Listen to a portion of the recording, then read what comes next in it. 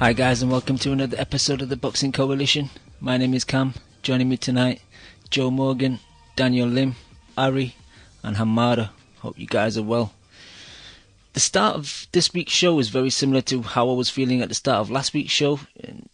A mega fight, a big fight in the boxing calendar, but I'm really happy for Fury, and I don't want people to get the wrong idea to think, I'm being salty and hating, but just the quality of the fight for me was very poor. I'll get more into my thoughts in a bit, but I'll get your thoughts first, Ari and Joe, because you guys are a bit more positive about it. Ari, you've been picking, Tyson for a long time. You thought that he had the goods to beat Klitschko. Were you happy with the fight, the performance overall on Saturday?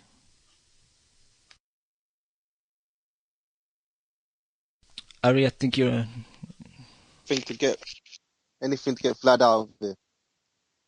Yeah, sorry, we missed a bit of that. I think the line went a bit. Start again, Ari.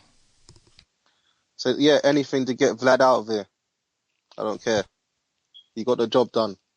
He proved that, he proved his haters and the guys who shit on him wrong. All these guys always saying Fury's a joke. Oh look, Fury hit himself once in a fight. Oh look, Fury got dropped by Cunningham even though he was clowning around in that fight. And I constantly said it. He was clowning around in there. He didn't give a shit, and he still got a job done in that fight again. But and now look at it now, all coming around. Even still, still some of them are shitting on him. A lot of the guys are jumping on this Wilder hype, even though we all know Wilder's nothing but a bum himself. But yeah, he got the job done. I was happy, and he done it in style. In my opinion, he done it with style, because it's not even like he flash KO'd him or nothing. He clowned in there for 12 rounds, and Vlad didn't know what to do. Vlad did look shook. Vlad was shook. Yeah, he was shook. I agree with that. And Vlad showed what people always say about him, where at heart he's a coward, or maybe coward strong, but at heart he hasn't got the heart. If you know what I mean, he's kind of like a robot. Yeah, he malfunctioned. He malfunctioned in there. He didn't know what to do. He didn't even take no risks. I was expecting him to at least try and fly forward with some of them left hooks at once in a while. He threw like 4 right hands in the whole fight. And even the left hooks, he kind of pulled them just as he threw him. He didn't throw him with conviction. I was shocked. I thought at least he would at least try and go out on his sword. Like everyone knew he was losing. Finally, in the last round, he started throwing punches, but by then most of his energy's gone. Fury ate them shots, and then he actually finished the round off stronger. Yeah, the fight was sloppy. Don't get me wrong. I thought Fury could have done a bit more. I expected Fury to not allow him to clinch so much, where he was clinching his head. But I thought Fury tried to muscle out of some of them clinches, and work a bit. Well, he did one point, where Vlad kind of turned his back and thought that Fury was going to stop, instead Fury landed a nice left hook, kept going. And I'm a bit disappointed with Weeks. Well, we expected Weeks. Weeks I can't remember. Was it Weeks who was the ref for the Jennings fight? It wasn't. Was it Weeks? I can't remember off the top of my head. I'll have to do a quick box rec. It was I know Michael Griffin. I know he's refed Klitschko fights before, and I can't remember how he usually refs it, but as usual, Vlad was allowed to hold, while the person who got the point taken off was Fury. And I thought it was Weeks' way of Fury was on his way to getting robbed, to be honest. I was shocked when it was a UD. Yeah, I had the same feeling. I thought, that point getting taken near the end. A bit similar to, Martin Murray a few weeks before. But Joe, there's that saying about, the fight was won before they got into the ring. Do you think that played a big part of it? Because during the presses and the build-up and the face-off, I thought Vlad handled a lot of that quite coolly. But on the night, he seemed a different person. I'm a big believer in it doesn't matter what you say or what you do before the fight. I just think the skills that you have and the training you put in, it doesn't matter what someone says to you or what they're doing. I don't think any of that matters. I think if you go out and 2 people fucking perform, it's the guy that's put in the more work and is just more skilled at boxing that'll win. So I don't really buy into that fucking hype, even though it does work sometimes. Like Froch Groves won, Groves proper got in Froch's head or whatever. But I don't know. I always thought Fury. I didn't think Fury was going to win. I picked Klitschko, but I think looking at it now, I think Fury always knew he was going to win, and he just knew that all that shit talk before the fight, that was just to hype the fight, man, and just push those pay-per-view numbers up. I think Fury knew that he was quicker, And that's the thing that impressed me most about Fury. I couldn't believe how fucking quick he was. I'd never seen him that quick. Because I think when he fought the guys before, like that Hammer, Chisora the second time, even fucking Cunningham, he just didn't look that quick at all because he knew he didn't have to be, because he was much taller than the other guys. And he didn't, those fights weren't big enough to get him up for this. And, this was the fight, this was the heavyweight championship of the world. And he came out and he fucking, from the first bell, ran to the centre of the ring. And his jab was just like fucking lightning, to be fair to him. It wasn't accurate at all. But it was I think that's what Klitschko threw him, was the speed of Fury.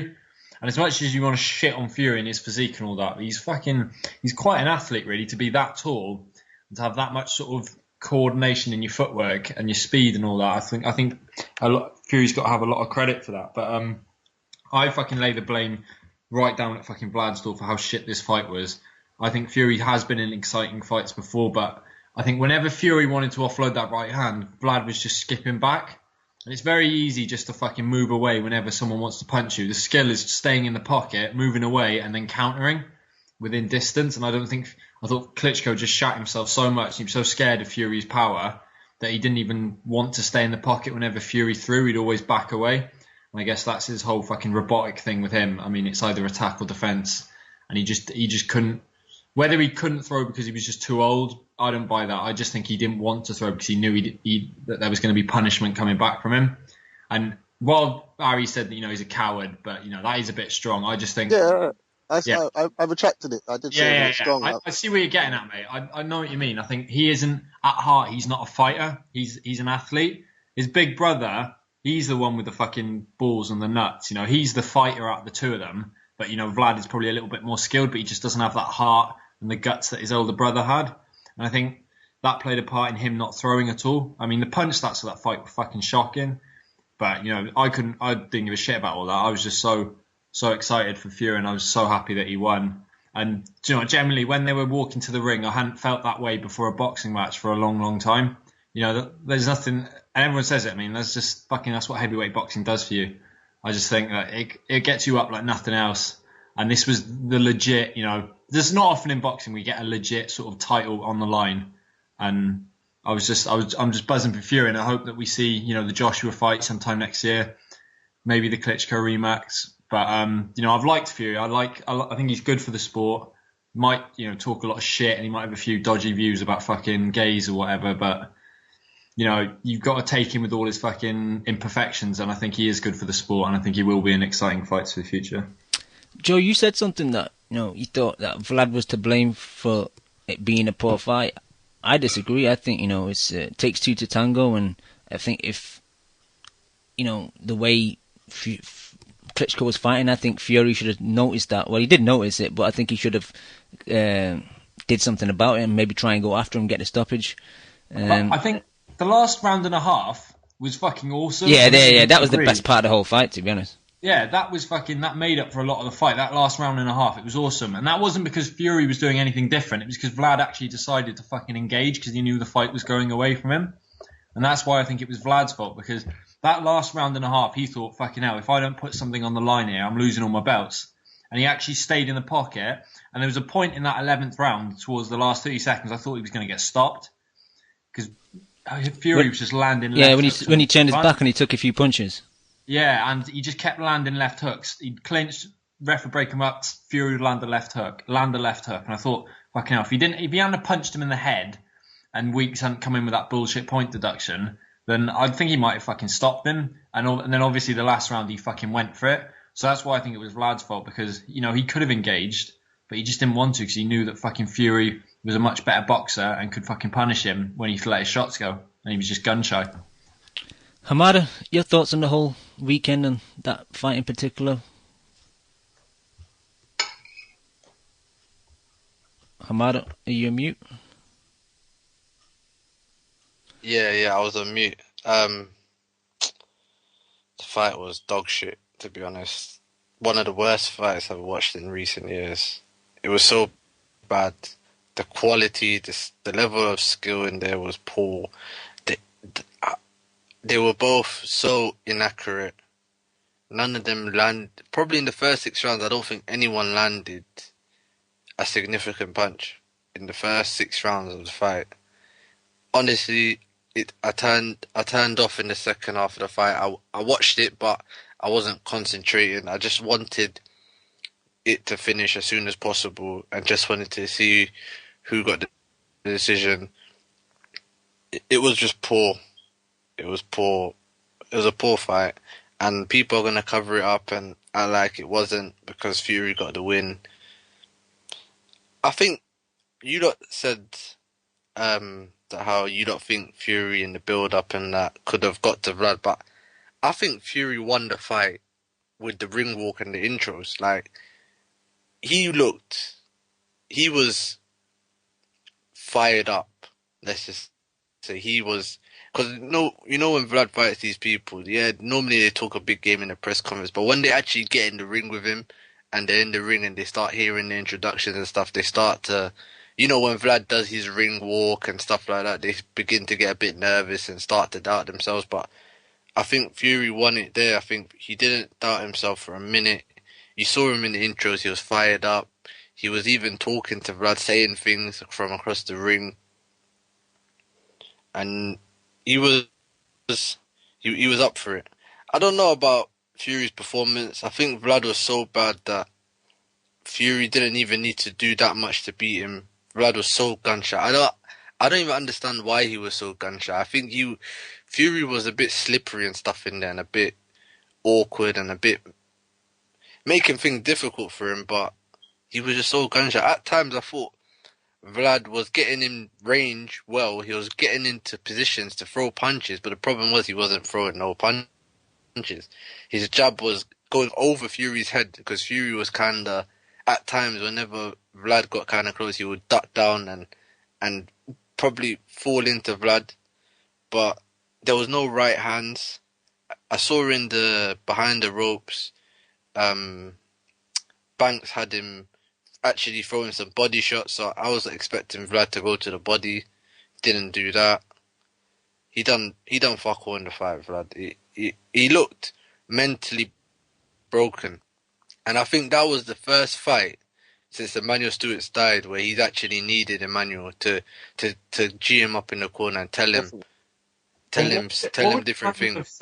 What would he have said? I remember one fight where Vlad was doing the exact same thing, and Emmanuel Stewart gave him a real rollicking in the corner, and then he ended up winning that fight by knockout. I don't remember which fight it was, but he went after him and told him, "What are you doing? Let your hands go. Why are you so tentative?" And then he ended up listening and ended up winning the fight by knockout. I think he needed Emmanuel Stewart in that fight. That's the first fight where I think in all the other fights he's had, he hasn't fought anyone that's really given him issues to see whether Jonathan Banks is a good trainer or not. I'm not saying he's a shit trainer, but it just seemed like he couldn't press the buttons that Vlad needed in the corner, and I think Emmanuel Stewart would have pressed them. But I'm happy for Fury at the end of the day. It's good that he won. I mean, Haye messed him about for a year. Chisora injury. Also, injury. So it's good that Fury's having some shine at the minute. But we just have to wait and see if this rematch really does happen. I'm not involved. I'm not interested at all. Yeah, for me, this is just one in a long line of fights, super fights that have been boring, man, or poor. Like, you know, we had Cotto Canelo, which ended up poor. Pacquiao, Mayweather. It's just the big fights. You know, like people were talking to me at my work and just, you know, outside in my social circle. They knew about Tyson Fury. They knew about Klitschko, and it's like the day after. It's hard to kind of like, for me to kind of, you know, kind of back up the sport when like these people are paying money for a fight and the fight ends up being so poor. It's like they look at me thinking, why are you a boxing fan, man? Why do you watch this shit on a regular basis? And I know that sounds salty, but that's just how I feel, man. Like, I was deflated after that fight. Not because my pick was wrong. I'm not really bothered about the pick. It's just, I even if fucking Fury would have knocked him out in the second round, I would have been more pleased, because it's a headline. It's something to put on papers. Obviously, it is a headline that Tyson Fury's the new heavyweight champ, and, you know, there's been a gap since Lennox, and that is headlines. But I wanted it to be with more of a bang, if that makes sense, rather than just a shitty 12-round fight and there's a new champ. But like you said, I'm happy for Fury as well. I think he's a guy that's not Cam, going to... I was gonna say some of the casuals don't seem too pissed off about it. To be honest, some of the casuals that I've been speaking to, they've been coming up to me saying Fury won, Fury done it, like kind of thing. They weren't really disappointed. They're not mentioning saying, the fight was shit. They don't care as long as the Brit won, you know. And Klitschko, like to the casual, is not really the most likable person, you know, and they're just happy that he's been dethroned. That's the view I get, anyways. Yeah, I fucking agree with that. I think the casuals know that Klitschko's a boring ass fucking fighter, and they're just happy that, you know, their guy won, the Brit won, and I was the same, man. I didn't give a shit about the fight, to be honest with you. I just wanted Fury to win, because we've had two opportunities really this year, like the British fight fans anyway, Mayweather Pacquiao and Klitschko Fury, to really fucking expand the sport and put it into another fucking level. But, you know, both fights have been pretty disappointing, and that is quite disappointing. But this fight, again, showed how big heavyweight boxing and boxing in general can get, because, you know, everyone I was speaking to was fucking speaking about Fury. And, you know, next time Fury fights, you know, there's going to be more people checking it out. And with Joshua coming up, I think the heavyweight division, you know, it's fucking ready to go. It's really ready to fucking ignite. And I'm looking forward to that. I want to ask you a question, like, do you lot think someone like Joshua, someone like Wilder watched that fight and thought, this ain't much really, I could beat Fury? Do you not think that? Wilder? I don't know. I think Wilder. You already said that, so yeah, of course. Wilder? Yes, Wilder. Well, I thought you still had Eric Molina problems. Actually, I wanted to go to Dan. Dan, what's your thoughts on the whole fight? I think you're kind of more on the fence of me and Hamada. I think it's funny that you guys bring up the casuals, because I think it's completely and like an achievement for you guys, obviously being from the UK. But here in the States, I mean, obviously we don't give a shit about that fight. You know, the heavyweight division's been dead for a while, from the American perspective for a while now, and nobody's talking about that fight. It was the worst fight I've seen all year. I can't remember the last fight that was as bad as this fight. But I don't blame Fury that much, because I actually have to give him credit, because I think it's the fact that you fight Klitschko, you kind of get dragged into that type of fight. So I don't necessarily think it's Fury's fault. I think Fury's a good boxer, especially at that weight division, at that size, at 6'9", 260. I just keep thinking, imagine if Fury was like around 240, because he can obviously drop 20 pounds. If he was light on his feet and he still had that power at that weight, I think he'd be probably the best heavyweight. Sure, he might be the best heavyweight as it is right now, but I don't know. I mean, I always bought into the idea that fighters fight to the level of their opposition. Obviously, the great ones don't.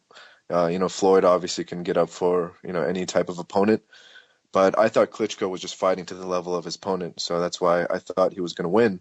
But I think what happened was, when you fight guys that are so far below your level, especially from a size discrepancy, and then you fight a guy like Fury, who's not only your height but taller than you, and poses the boxing skills you probably haven't fought against, I don't know in how many years. I think that's kind of the combination of things that played into it. But if Fury rematches Klitschko, I'd pick Fury by knockout, because I thought the knockout was there all night. But yeah, I mean, I don't know, call me crazy, but I actually like Wilder versus Fury. I know Wilder has a lot of flaws. He has a lot more flaws than Vlad, obviously, but I still think it'd be a fun fight, because I think Deontay would actually throw. He'd actually throw fucking punches. And let's not get it twisted. Before this Klitschko fight, Fury's two best names were against Chisora, right? So, I mean, granted, Vlad has been the man for how long, but, I think he's been slipping for a while now. And I know it sounds hypocritical of me to say that, because I was picking him, obviously, but I still think Deontay versus Fury would be a really fun fight, and I would give Deontay a small chance of winning that fight. I don't think it's completely out of the question. Yo, how good would the build up to that fight be between those two? That would be good. That would be fucking quality. But to Joe and Ari, you really think Wilder doesn't have any chance to beat Fury? I'm not. I just think fucking Wilder is so vulnerable. He is, but call me crazy, but I think And I the don't even fact that think he took a couple of punches from Stavern, right? I know that's not saying much. Trust me, I know. I've been shitting on Deontay's chin and punch resistance for the longest time ever, but I just think if he can take a couple of solid punches from Stavern, I think it'd be a pretty fun fight. And I think Deontay does have power. I don't think you can deny that. And unlike Klitschko, again, like we mentioned, Klitschko didn't fucking engage at all. At least Deontay is going to throw a couple of right hands, right? A couple. He'll throw a lot of He'll crude, throw a lot, wide exactly. right hands. Yeah, and sometimes, hey, what do we say against a boxer? Sometimes the best kind of, antidote against a boxing technique is someone who's wild and someone who's unpredictable like Deontay. So, but I don't know. I'm just kind of like in Cam's position. I don't give a fuck about this division. That fight was so fucking shitty. It just brings boxing back like 50 fucking years. I don't know. Yeah, but that was a dog shit fight. I think that last round, the last round and a half was so good. I think a lot of people will have that stuck in the memory from that fight. Was it good though? Yeah, it was so good. I don't recall that. Last round and a half, I thought it was fucking excellent. I didn't think so. I think it was very sloppy. They were falling into each other a lot. They were both really tired. Yeah, but like, I don't know why. If the fight had been fought like that, and that was with Klitschko thinking, "Fuck it, I'm losing my titles. I'm gonna have to fucking give it a go." I thought it would have been a fucking excellent fight. And Fury was up for that as well. He was up for a fucking war. It was just the fucking Vlad didn't want to engage at all, and that's fucking his fault, and he's lost his titles now, so fuck him. I just hope Fury doesn't continue the trend of, UK guys getting a belt and, taking it hostage. And I'm not saying that to shit on your fighters, because I think Kell Brook is probably the second Who's best he supposed to go welterweight. to America for, man? What? Please, let's not get in this bullshit discussion. No, all I'm brought saying is that let me finish. All right, Kell Brook and James Degale, since they got their fucking belts, they haven't fought anybody. All right, that's all I'm saying. Who's he supposed to fight in America? I don't want to get to that fucking bullshit argument because I don't study the boxing landscape like you do, Ari. I don't study these fucking fighters on Boxrec like you. Outside America yet? Yes or no? Yeah, he fought in Sheffield on Amir Khan undercard. We fill up stadiums out here. We don't want to go and find an empty Vegas or empty Madison Square Garden or empty Staples Center. Why are we talking about seats right now? I'm just talking about the quality of the fight. At Old Trafford or wherever he wants to fight, not in America fighting a fucking Bante Wilder. I don't know fucking these stadiums, man. Wilder could come over here. I don't give a shit about the seat. You're American to the world, mate. Sorry, you're not. What? I'm gonna leave it like that. I just want to see your belt hold. I just want to see your belt holders. I don't want to see them hold it hostage. Yo, Ari, man, let him talk, man. Don't talk over him. I'm gonna let him. I just hate whenever they always say that shit. Because no one wants to see the shit fights like Brook and Wilder does it too, though. I mean, it's not like it's Jesus, just UK. Hey, it's everybody. Ari, have you been sleeping over at Ness's house the past 6 months? Why aren't you letting anyone finish speaking, my man? All I'm saying is either Kell Brook or James Degale. Again, I don't know about these fucking names, who they're supposed to fight. I don't know the date of the contract negotiations or when things fell apart or not. I just want to see a credible fight. That's all. And fuck, man, You can go down. You can speak from the perspective of a promoter all you fucking want. I just want to see a decent fight. That's all. But Lim, if you don't want that to happen, you should have some solutions for that problem then. But you don't seem to have any ideas. I don't, because I don't follow so the sport that much. I don't really follow the sport that much, Mato, so I don't have the answers to that question. So yeah, maybe I'm probably more at fault than Ari. All right, so whatever I'm saying does contain a lot of bullshit, but I just want to see a good fight, man. I'm a casual fan now. I just want to see a good fucking fight. That's all. I just want to see one good fight. Too, but the way you came off, it was like, oh, what? You're supposed to go to Alabama or something? No. Okay, I'll give you that. I'll retract that comment just like you did about Fury. All right, Kell Brook, he's talented as fuck, and I think he's gonna fight Tim Bradley. So that's a great fucking fight. So props to Kell Brook. Unfortunately, I don't think he is. Apparently, Aram's already come out and said they're not negotiating. Okay, and you see that's Kell Brook's fighting saying. Busier, man. That's where my argument falls apart. I'll give you that because again, a lot of these times it's the U.S. guys whose promoters and team just fuck up. I'll give you that, right? Like in the Bradley situation you just mentioned, Aram's a fucking cunt, so he's probably not gonna go to the table and do what's necessary for the fight to actually take place. But I don't know. I guess just from the casual perspective, I just don't know much about the sport anymore. So I'm just, whining about a good fight. But I don't know. For me, Fury versus Wilder, Wilder should go over to the UK but Heyman's probably not going to let that happen. So that's another fight that's probably going to fall apart. In about 6 months, you'll hear me bitching and whining again. So that's probably the process that we're currently in right now. I think Fury, if he doesn't take, obviously he'll have the Klitschko rematch is probably number one priority. You might get that in the UK, he probably won't. Yeah, that's fair. And he deserves that, right? He deserves that big ass payday. Like, if he doesn't fight that, Hennessy hasn't got the contract with Sky, and obviously Tyson said that he wants to stick with Hennessy because of the whole Jerry Maguire bullshit story or whatever, they stuck together. So, if he can't get on Sky and he can't fight guys like AJ, I think he'll fucking go over to America, have the fight in New York. He's fought there a couple of times before. He's got that sort of Irish following.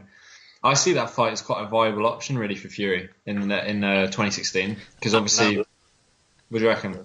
Ain't there an issue with Peter Fury going to America, though? Yeah, you can't get into America, and I don't think his dad can either because of his criminal background. So I can't really see Fury wanting to fight in the States because he didn't look that good against Cunningham when he didn't have his uncle in the corner. So maybe Peter Fury said he's not letting Tyson fight again without him in the corner. So that rules out any fights in the US, basically. And I think he'll get on Sky. I think he'll get a deal with Sky.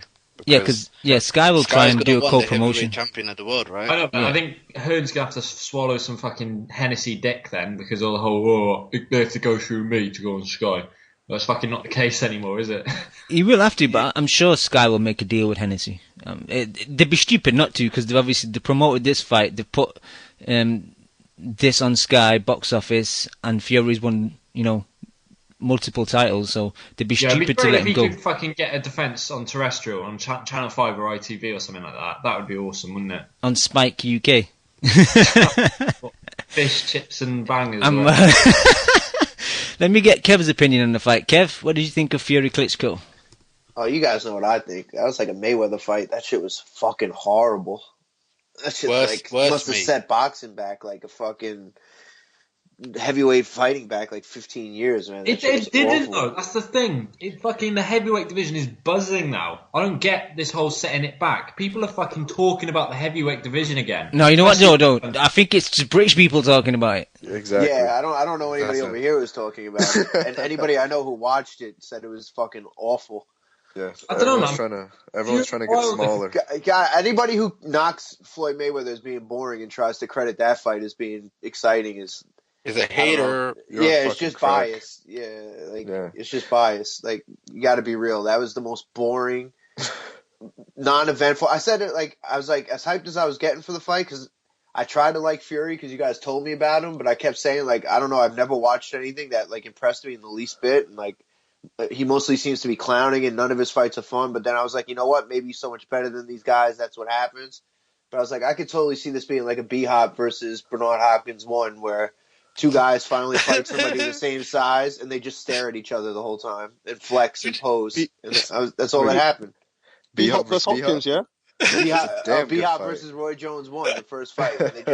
Where they just did like the Zoolander where they're taking pictures of each other and shit.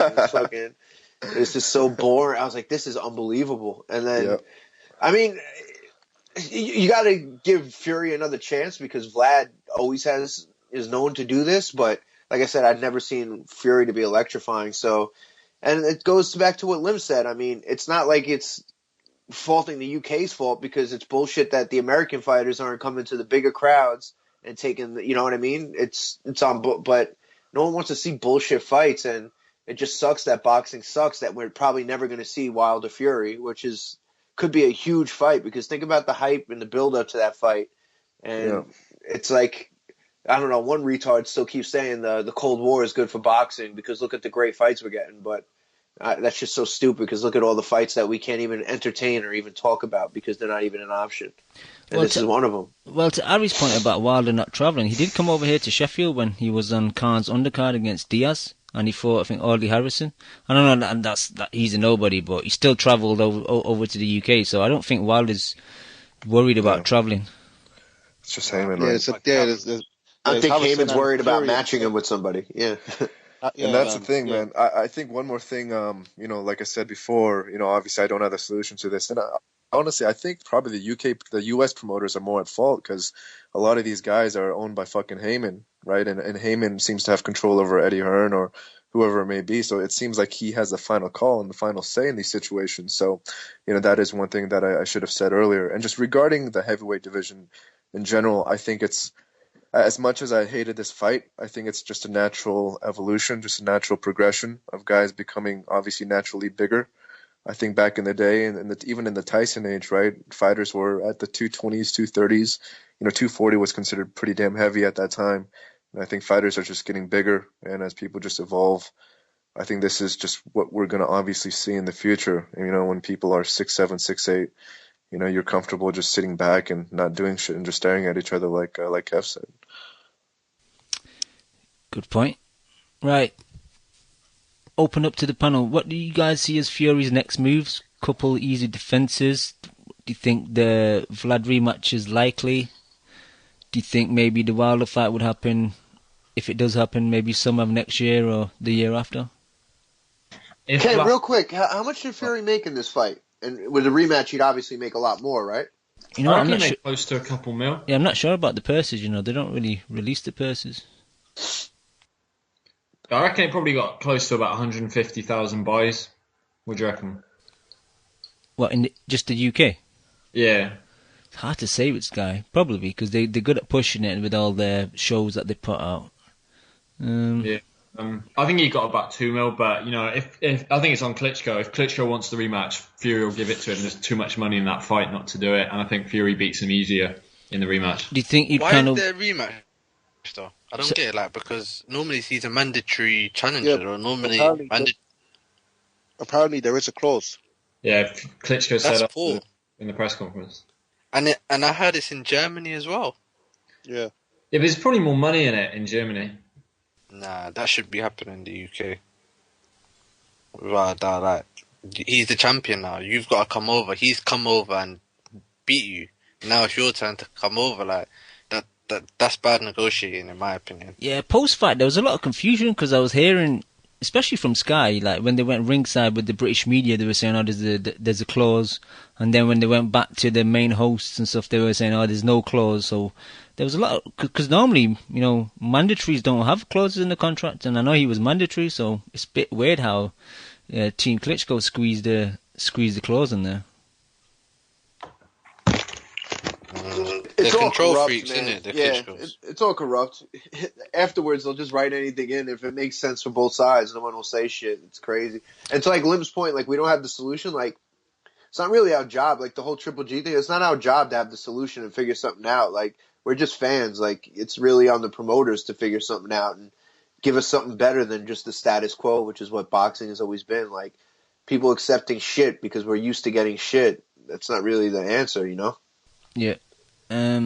Just quickly, what did you guys think about the antics before the fight? The whole spongy ring. I put a tweet out thinking I think the spongy ring was for Rod Stewart's old ass knees, just so he didn't hurt himself while he was doing his performance. I don't know why they had Rod Stewart doing the performance, but the German fucking shows are just a bit crazy for me. But yeah, what do you think about the spongy ring and the whole hand wrap situation?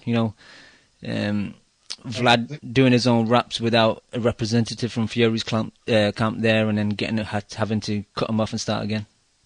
It probably fucking goes on every Klitschko fight. It's just Fury and his team probably weren't taking any shit. Do you know what I mean? He probably just fucking does what he wants, but the Furies were like, fuck this, we're doing this properly. Yeah, the other people just bend over and just take it. Yeah, probably. They're just grateful to get a shot, do you know what I mean? Yeah. Anyone else got any views? I was disappointed in Klitschko's fucking ring walk. He usually has some mad, entrance or whatever. This was fucking very average. Yeah, it's a bit subdued, isn't it? That last one again, was it Pulev, that whole digital 3D shit, man? That was amazing. Yeah. This one was a bit weak, I thought. Yeah, they walked to the top of a fucking set of stairs and then walked into the ring, alright. Obviously, it's fucking better than any of the shit we get in America, but do you know what I mean? I expected more.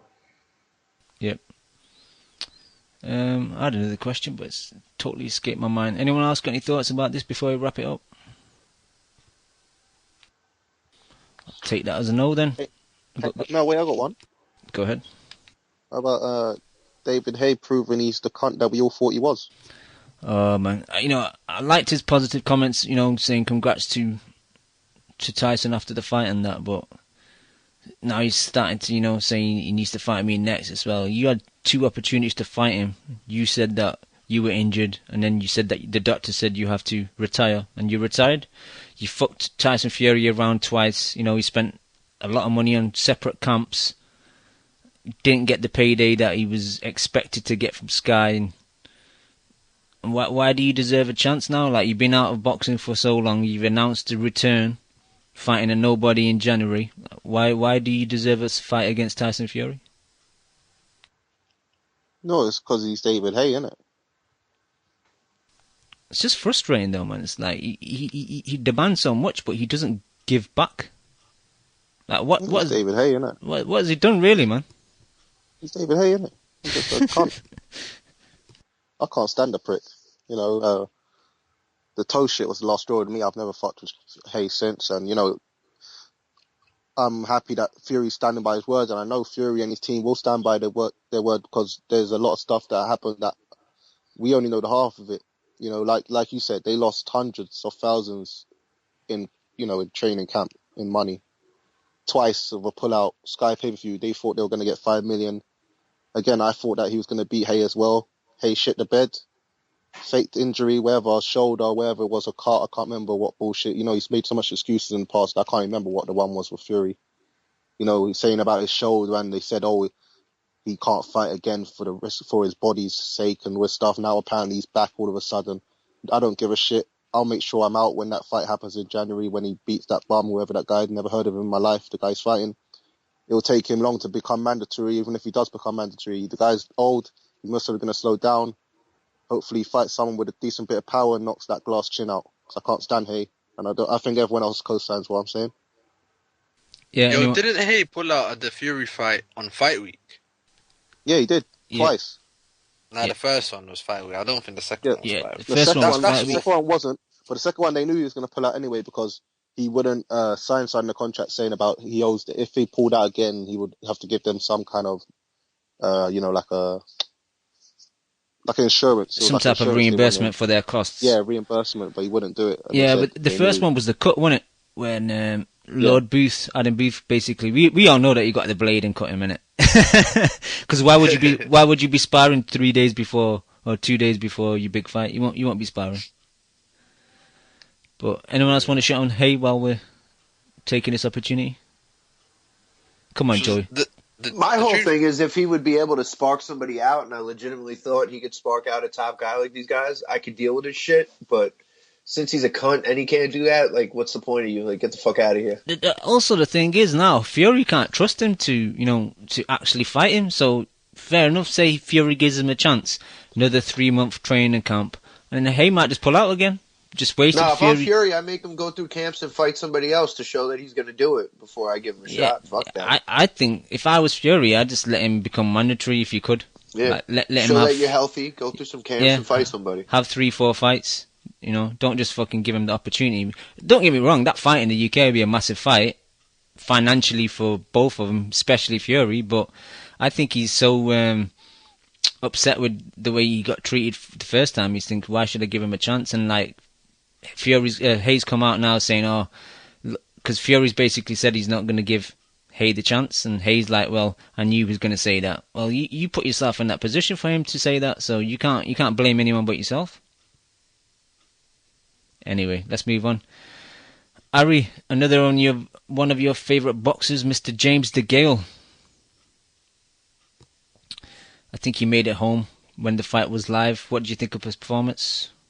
Yeah, I got back in time. Yeah, I thought the fight was very good, entertaining. Bute impressed me. I didn't think he would be that competitive. I did, people saying, because it's Degale, I wasn't shitting on the fight, but like I said before, Bute's only lost to 2 world-class opponents. He's not like he's a bum. He got cobraed, but he showed maybe he's recovered. I don't know, rumours he's with Memo. I don't know if that's why he took a lot of them punches, but, he done his thing. Bute's always been skilled, amateur-wise and everything like that. Fight was entertaining. Like, Degale came out strong like I knew he would. I knew he was going to try to break him early. It didn't work, but he had, 3 explosive rounds, and he kind of calmed down a bit, went through his little phase of, his little mid rounds dip again, but I think he's still done a thing. I still had it like 8-4 Degale. I didn't really score it. I was too tired to score it, but I thought Degale clearly got it. You know, but I was a bit worried. You know, he's in Canada and everything like that. But as proven, most Haymon cards, you know, they don't really rob guys that much, really. You know, so he got his deserved victory. I thought the fight was entertaining though, man. Degale was ripping them body shots. Bute, I was surprised Bute took their body shots so good, man, because they were both ripping body shots, to be fair. But Degale's one, some of them combos he was landing were just beautiful to watch. Kev, to Ari's point about Memo Heredia, I don't know shit about PEDs, to be honest, but I can't see it possible where PEDs would increase your punch resistance, would they?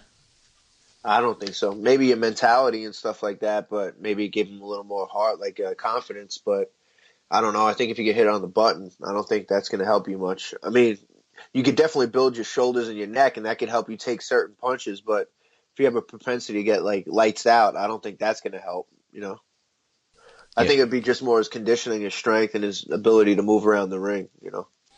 And did you see the fight, Kev? Yeah, I love the fight, actually.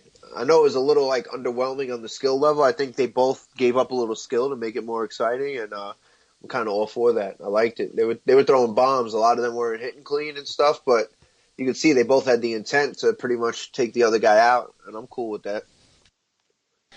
Yeah, I actually set my alarm for 3. Well, I overslept, woke up at 5, half 5, about 3-4 rounds into it, and when I wake up at that time, I always feel a bit groggy, and I was a bit underwhelmed with, you know, Degale's performance, and then with Jim Watt being a negative Norris, you know, just like, oh no, I don't think Degale's doing enough. The crowd's going wild every time Bute does something, and me not obviously seeing the first 3-4 rounds. I was getting a bit nervous for James, thinking, oh, he might get robbed here in Canada, but I did rewatch it the next day, and I thought, you know, it was enjoyable. It was an enjoyable fight. They're both engaging, throwing lots of punches. I think Degale was still slapping with both the left hook and the right hook. I kind of wish he doesn't switch as much, you know, because I don't think he's as effective when he's orthodox. It's a fun fight. He picked up that cut. His sister was looking good. Yeah, and, you know, he's gone over to Canada, defended his title. Most guys, you know, stay home, keep hostage, as Lim was referring to before. Myself and Ari kind of defended the first defense against Bute, saying, you know, we both said that it was a decent defense, and I think most people would agree with us now that it was a good competitive fight. It wasn't one-sided, so I scored it 7-5, but I could see 8-4. Do you think he's getting a little too much credit for going to Canada? I mean, he went to Canada partially because that's where the money was. You know? I know it's the money, but if he could have made more money in England, he would have stayed in England. Yeah, it's not like he went to Canada to prove a point. It's like when Hopkins went to Canada to fight Pascal. That's where the money was. So, like, I don't really give him credit that much. I agree with you there, Kev. But I think in this day and age, a lot of British fighters are tentative to fight away just because they get comfortable at home with, you know, home decisions. And yeah. I agree with you. Like, Degale's in boxing for the money. You can tell that he's all about the money. But I think, you know, but he came and brought a good fight with the right mentality. So yeah, I think for his first defense fight, for his first defense, was a bit too made of it. You know? Yeah, I just think for his first defense fighting away, like he could easily just had an easy first defense at home. So, but fighting away, you know, on enemy turf, I thought it was a good decision that paid off. And he probably had a chance to make the fight a little easier at times, but he still was throwing, even when he's getting a little gassed. Yeah, he's still a 6-round fighter, man. It's just, you could tell that he doesn't trust his gas tank, and he has to take those middle rounds off. But go ahead, Lim, were you going to say something? Yeah, I was just going to ask what they're comparing Kell Brook's popularity and Degale's, excluding Degale's sister. I don't know. I think probably Kell Brook's more liked in the UK because he's more, I would say, like a man of the people. I think I've used this expression before, Marmite. It kind of means some people love you and some people hate you. And I think Degale's a bit more hated because he's a bit more outspoken in the UK. He kind of shits some people a bit more. And I think most of the majority of British fans would tend to lean towards Brook just because he's slightly more humble. I think he's less popular because he's got two people in his weight class that are more popular than him. Like Gross and Froch have been more popular than him, to be honest. So he's been kind of like the guy under the radar. So he's only coming through now and getting his shine now. So maybe now he can break through and become as popular. But yeah, Cam's right. I think Brooks more popular still. Brooks sells out that arena in Sheffield. And I may be prematurely shooting my wad, but who do you guys think Bute fights, or not Bute, but Degale? Like, who does he have left at 168? Because we've already agreed that it's a wasteland, right? I think Jack. Yeah, the natural fight is Buddy Jack. Right, I forgot about him. I forgot him. Okay. And you think Carl Froch would come back for a Degale fight? Is that big enough? No. Froch ain't coming back at all. Froch just... And he's going to talk to come back to keep his name in the crowd, the papers. There you go. Kev finished it for me. And Froch kind of half admitted that himself he had an IFL interview recently, and he said something like, "Oh, it was good. It got my name in the papers again." He was kind of laughed about it when the papers talked about apparently him coming back to fight Degale, but he said he said he got misquoted, but we all know he didn't get misquoted. It's all about Froch just trying to keep the buzz up and still feeling like he's relevant, basically. Yeah. Okay. Yeah, I thought it was kind of ridiculous for him to speak with Tom Lowe about a Triple G fight, but stating that you can only fight at 170 or 172 from the very get-go. Yeah, that's a joke anyway. I thought that was how can you ask someone who's a middleweight to come up to 172? What about you going and fighting at light heavyweight and fighting someone like a Kovalev? Yep, I agree. Lim, did you see the Degale Bute fight? No, I was looking for pictures of his sister, so I just got completely like. Fair enough. Yeah, she reminds me of that famous UK singer. I don't know if she's still famous, but Leona Lewis. Yeah. You remember her? Like her. I don't know, man. I don't know. I think she looks too much like Degale for me. Hey, Ari, come on, Ari. I know we all know this is just you trying to hide your relationship with your sister, but don't be greedy, man. You gotta share.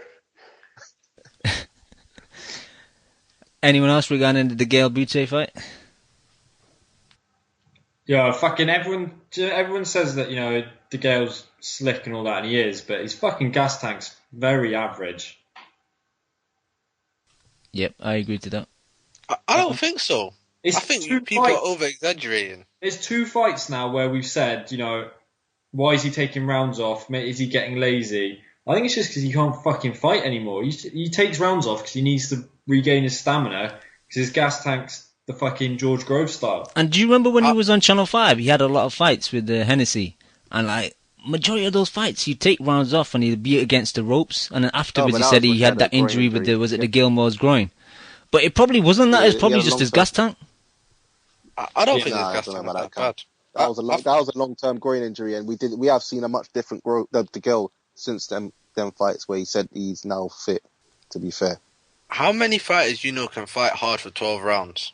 Exactly, and it was a fast start. To be fair, good champions do. Good champions fight hard for 12 rounds. That's why they're champions. All fighters pick their spots, mate. Nobody fights 12 rounds full blast. Yeah. I didn't think. Sorry, Haymon. I didn't think he actually gave up. It wasn't like I don't think it was like as bad as extreme as the Darrell fight where he actually didn't throw that much in the middle rounds. But in this fight, I thought he was still competitive at times, and it just he got in the ropes a bit more. And Bute had more heart. The crowd got behind him. He left it all in the ring. But I still felt Degale kept every round close enough. There was only one round I say where Bute had it clearly. If you get what I'm saying. Yeah, but I don't want to shit on Degale, innit? Because his accuracy is awesome. In terms of accuracy, I think he's probably the best British fighter in terms of how accurate he is with his punches. And when he was letting his hands go, it was fucking beautiful. I mean, he can fight a bit on the outside, but it was almost when he was on the front foot and when he was pushing Bute back, that's when he was doing his best work. He was switching his stance, going to southpaw, going to orthodox and chucking in that lead right hand. I thought that was fucking excellent. And, he looked very good when he puts his punches together, even though he slaps a little bit. But I still think it's just as effective, man. He carries genuine power. But the whole fight, I was just asking him, throw more, get on the front foot. If he'd have got on the front foot earlier and pushed him back, he'd have stopped Bute. I have no doubt about that. And it was just his gas tank let him down. He was on the front foot for the first 3 rounds. It was explosive. It was good, mate. In the first few rounds, he came out, and I think, right, if you can do this for the next few rounds, you'll get him out of it. But he pushed back onto the back foot because he. Yeah, but it was a high level. It was a very high level. I don't know if you watch with Showtime. So we're talking about what high level? No, I'm talking about high level of throwing punches. It was a high amount of punches he was throwing. All right, yeah, but that level up. Yeah, but I just expected more from Degale. I mean, this guy's supposed to be the number one super middleweight. And I understand what you're saying, but at the same time, it's something you need to remember, and Jim Watt needs to remember this as well, because he seems to always be confused every time Degale fights, is that he's a natural counterboxer. Yeah, but is he? He was on the back foot for the majority of that fight, and Bute was fucking winning rounds when he was pushing Degale onto the back foot. Degale was looking better when he was on the front foot and forcing the action. Yeah, I agree with that. Yeah, but Bute's still skilled, let's not get it wrong. Yeah, Degale was landing body punches when he was moving forward, and he was just overall... His mentality, you could see he was more confident. I don't know if he's a counterpuncher. I think if he had a decent gas tank, he would have moved forward the whole fight, and he'd have got him out of there in about 6-7 rounds. Because Bute, even though this was a completely different Bute that fought Froch, and anyone that thinks different's fucking retarded. This Bute was there to be fucking taken out and have a statement being made about him. There's no doubt about that. This guy's in some sort of fucking elite level super middleweight, and Degale fucking fought down to his level. I just like how you say Bute.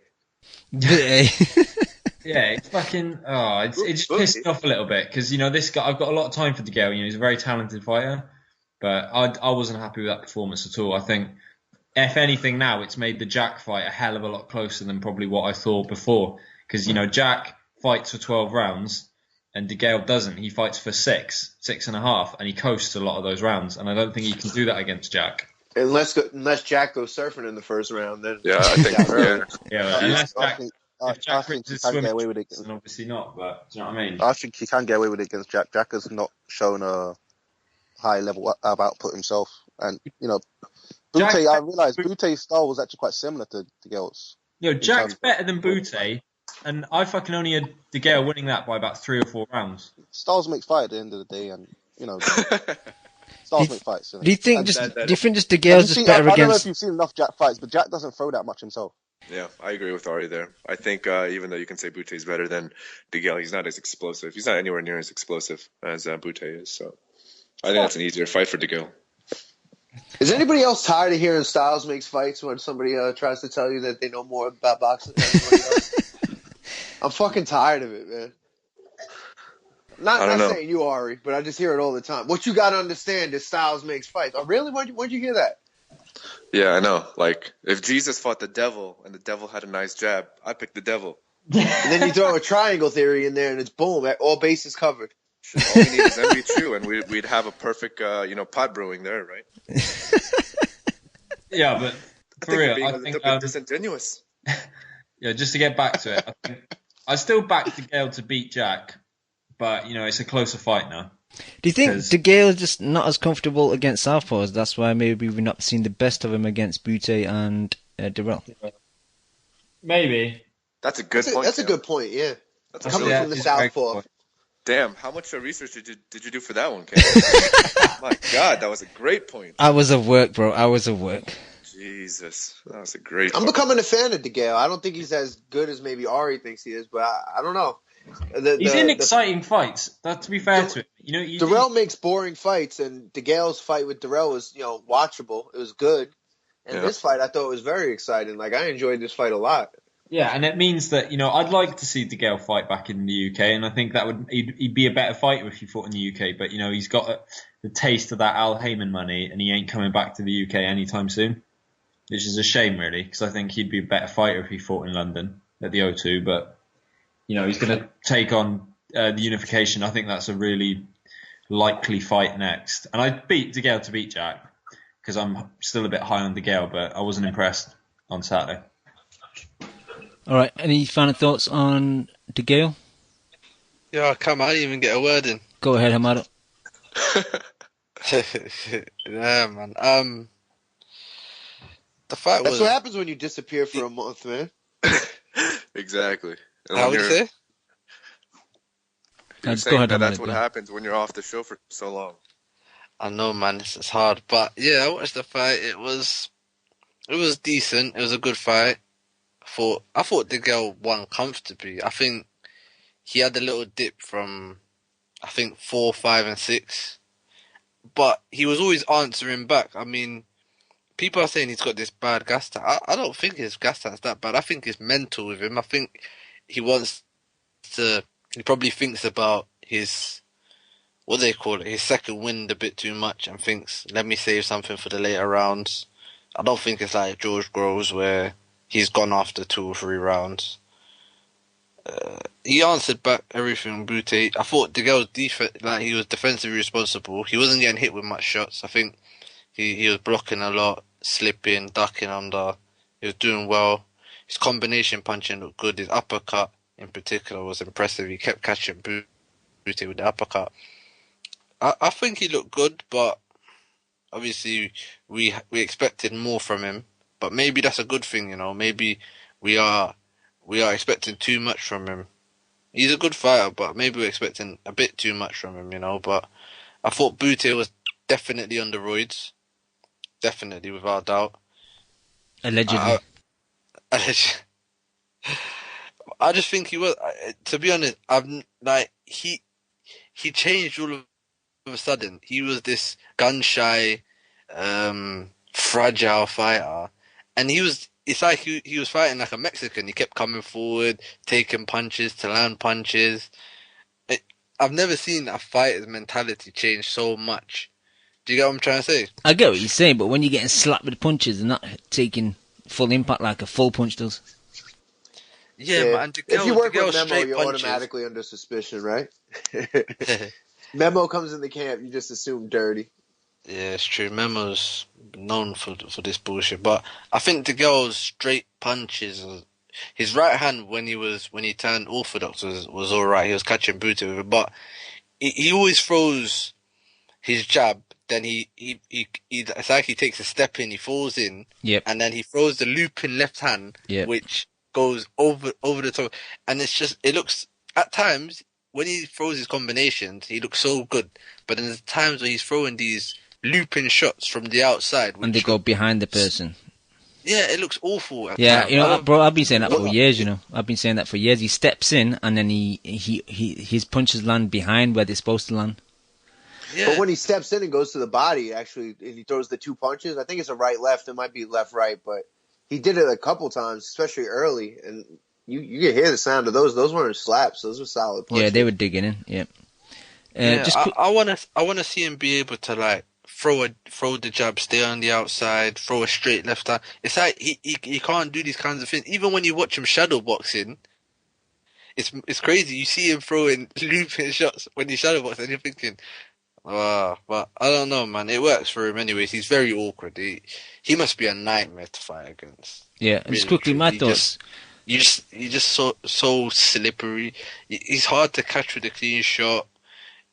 He's fast. He's got really fast hands. His hand speed was in full effect on Saturday. And yeah, I think Bute done himself proud. I think he performed well, but obviously you know what I think. I said it already. So yeah, I was gonna just one more thing. I think Bute would have been the perfect fighter to be in the movie Creed, not that bum ass.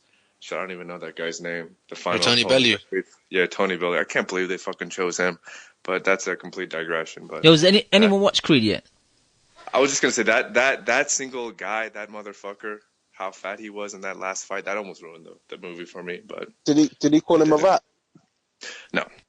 I mean, come on. Where the fuck is Wallace? They chose the worst fighters pound for pound for that movie. They chose fucking bum ass Bellew. They picked Rosado. And I forget the third guy they placed, but they must have been Andre Ward. Well. Does Creed fight Ward in it? No spoilers, but do they fight? Yeah, they spar. Oh, spar. That's not fight.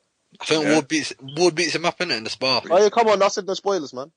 I ain't watched it. Yeah, we're still spoiling it though. We'll have a Creed special on Wednesday. No, we can't unless we have to watch it illegally because it's not out into the UK until I think the 15th of January. Oh shit. Okay. All right. Well, you guys got Spectre a week early. I guess that's kind of what happens. Spectre was a bum film though. But just quickly on Bute and Degale, I just thought at times Degale didn't adjust to Bute just taking a step back. when he was in the pocket, and Degale would wing away, and in the mid rounds, there's a lot of times where he just missed quite wildly, man, and like he'd start to throw and he'd pull it back because he's noticed that Bute had stepped out, and I think at those times he should have done a double step in to get to close the range and let his shots off. But it's what it is. He got the win. He looked decent. So yeah, we move on. Kev, you're the resident light heavyweight expert. Do you want to touch on Chilemba and Alvarez? I'm no expert, man. I'm looking like shit. My boy Alvarez has looked like shit ever since I've been hyping him up. I don't know. I watched the fight, man. I couldn't really get into it, though, man. I just thought it was an average type of fight, and there wasn't really much action. Average. They didn't perform up to expectations, and Chilemba's that guy. Like, you got to beat him if you're going to be real good. Like, you got to beat him convincingly, and Alvarez didn't. But Alvarez is a strong guy. He's touted, heavily touted. But I mean, I think you're really starting to see the whole division is basically fading to just Kovalev, Stevenson, and Beterbiev, and then everybody else. Top heavy. Yeah, because that was very underwhelming. I thought we were going to get more, especially because, last camp, he didn't really come out too great in that fight, So I thought this was a chance for him really to put on a show, and he just looked like he gassed, and when he started gassing, he wasn't throwing, and he wasn't committing to anything, and his strengths, which were his power and stuff, just went away. And I'm more salty than most because I picked Chilemba in the predictions league, so... Yeah. Anyone else want to talk about this, or should we move on? Talk about Imam? Oh man, what a bum. Oh, it was an enjoyable fight. I was really impressed with the work rate of Adrian Grandos. But what was Imam thinking throughout the fight after the first round? Did he just was that knockdown of Grandos did it just fuck him up because he just thought I can take this guy out at any point in the fight? Anyone? Did anyone see the fight? I saw the fight. You go first. Yeah, go on. I only saw the knockout. I haven't seen the fight, so. Yeah, I think just quickly on the fight, I watched it. I thought it was fucking a very good fight. I thought, Imam knocked his ass down in the first round, and I think he just had, from that point, he had zero respect for Granados. And, he was getting caught with shots in the fourth and the fifth round. And it was like the tide was turning as well. And that Granados, he sort of reminded me of like a 140 Diego Chavez. He was just so intense. On his chest. Yeah, I thought, I was well impressed with him. And, I wasn't that high on Imam before because I hadn't really seen much of his fights. I think I'd seen like a couple rounds of his last fight. So I didn't really know much about him. So this was like the first time I saw him. And he looked pretty good in the first round. Like, he definitely carries power. But, man, he just got found out. He just got found out massively, and he just gave absolutely no respect to that Granados guy who was there to win. This was his big chance on a big card to put a hot prospect away, and he did it, man. And all credit to him. Hope he gets a decent fight at 140 now. But Imam will rebuild. He's only young. He's still got a hell of a lot of appeal. So it's not the end of the world from him. But it just fucking added to what was a really good card from Canada. And fair play to the Canadians, man. They put on a fucking very good card. That fight was good. The Chilemba fucking Alvarez fight. I didn't mind it. I just, it wasn't as bad as a Chilemba fight could be because usually, man, he produces some stinkers. But it was a really, really good card. And Imam will come back. I've no doubt about that. Maybe not with Don King because he's fucking finished now. But I hope he gets a good fight now, Granados, because for those sort of guys, that's like their fucking Everest moment, and I just hope he gets a big payday after this. So fair play to him. Lim, did you say you watched it? Yeah, I saw the fight. I thought it was a great fight. Think you're breaking up a bit, Lim. It's because they heard the bullshit coming. He's going to box wreck the hell out of that. We'll get back to Lim. Anyone else see it? I'm going in the Michael Vick zone right now. Yeah, your line's going really bad, Lim. I think it's funny, like, when the fight happens, like, when people like a guy, as soon as, like, a guy loses, they find every way to blame everybody but the fighter and the corner. And if he just does this, he'll be all right. If he just does that, he'll be all right. Like, but the fighter gets none of the blame. And it's like, you know what? I don't know. If you're that if you're a certain level of talent, even if you have a underproducing corner and stuff, you find ways to get through this level of fight.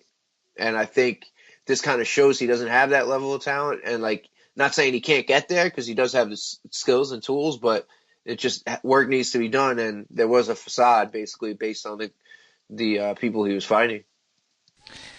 Yeah, second round onwards, his man was weird. It's like when he was going backwards, he was going backwards in straight lines with his hands down.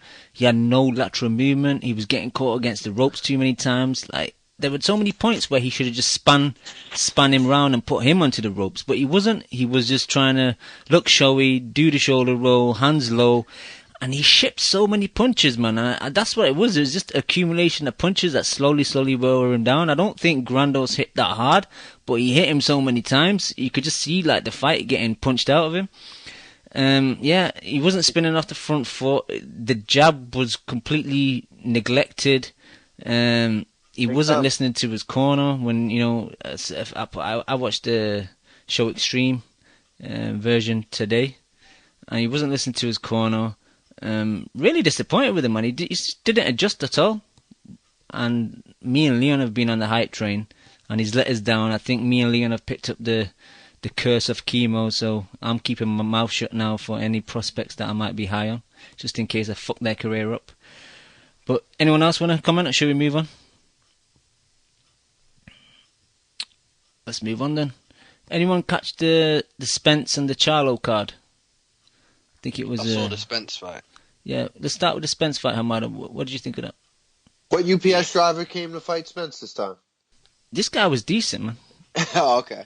Errol Spence is a beast. Beast. The body punches, the head shots, everything. It was good to see him actually take a few shots himself. He got caught with a few right hands, a few uppercuts. Hamada, should tell you something funny. What? At first round, I thought he came out a bit too eager. And Sugar Ray and the BJ Flores were complimenting him, saying, "Oh, this guy is amazing. Like, he slips punches so well. And he digs punches into the body, to the head. He mixes it up." And throughout all that praise he was giving him, Spence was getting punched in the face multiple times.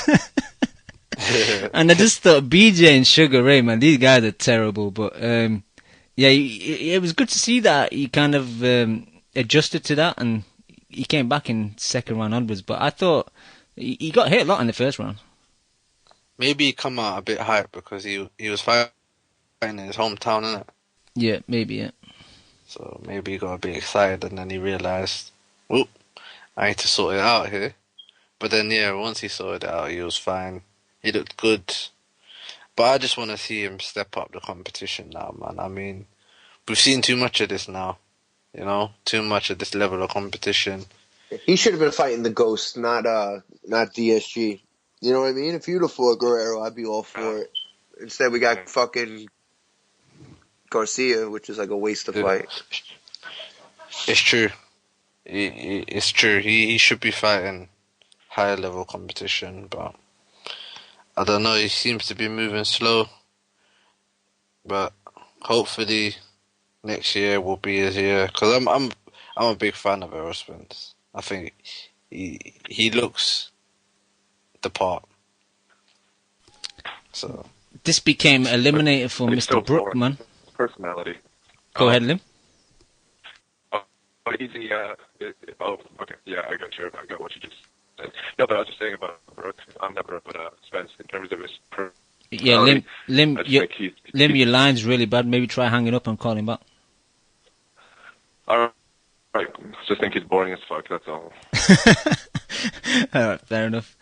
Was that eliminator that you said for Brooks' title? Yeah, it got made up to be an eliminator. So I think after the Bizier fight, I think Brook might get another voluntary, and then Spence is mandatory. They were looking at probably the end of next year then, because isn't Brook fighting Bizier next? I don't know. Is the Chavez fight off? Like, it's all kind of gone quiet. Like, does anyone get any updates? I don't know, man. I think they're gonna fight Bizier next. I think that's a joke. Hearn's gonna do exactly what he did last year. They say, "Oh, we need to get rid of our mandatory.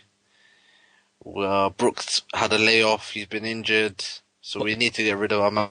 What about Chavez though, man? Big fights. His payday's being fucked up now, even though Hearn's probably not paying him that much.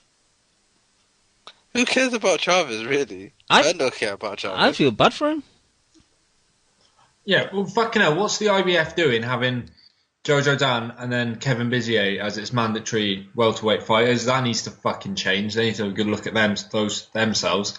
What a bunch of fucking dickheads. Mandatory for a world title. You're having a fucking laugh.